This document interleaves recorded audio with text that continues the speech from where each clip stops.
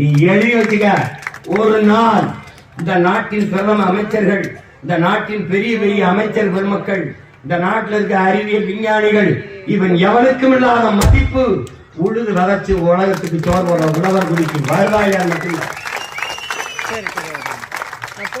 அதற்காக எங்க மூறால் இணைக்கிறான். உழுதுண்டு வாழ்வாரை வாழ்வார், மற்றெல்லாம் தொழுதுண்டு பின் செல்பவன்.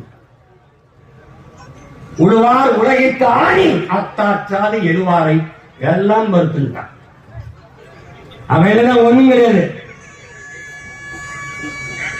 நீ ஒரு பைத்தியக்கார கூட்டம், உனக்கு சரியா படிப்பு வரலைன்னா வாத்தியாரே சொல்றாங்க நீ எல்லாம் ஆடு மாடு மேய்க்கத்தான் நாய்க்கணும். அம்பிட்டு கேவலமா போச்சு உனக்கு. என்ன இவெல்லாம் விவசாயம் பண்ண, இதெல்லாம் பெரியார் மட்டும் வரலாம். நான் விவசாயம் பார்த்துருப்பேன். நல்ல வேலை இருந்தாலும் வராமலே இருந்திருந்தா பல பேர் விவசாயம் பார்த்துருப்பாங்க.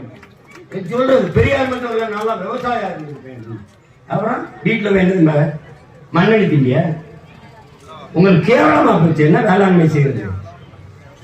வேளாண்மை என்பது ஒரு வாழ்வியல், அதுபோல அரசியல் என்பதும் ஒரு வாழ்வியல், அறிவியல் புவியியல் போல அது ஒரு வாழ்வியல். வரிசையில் 1500க்கு வாக்கை விற்கிற சந்தை இல்லை. இதை உணராத வரை உனக்கு உரிமையும் இல்லை, ஒண்ணும் இல்லை, விடுதலையும் இல்லை, ஒண்ணும் இல்லை, எந்த புரிதலும் இல்லை.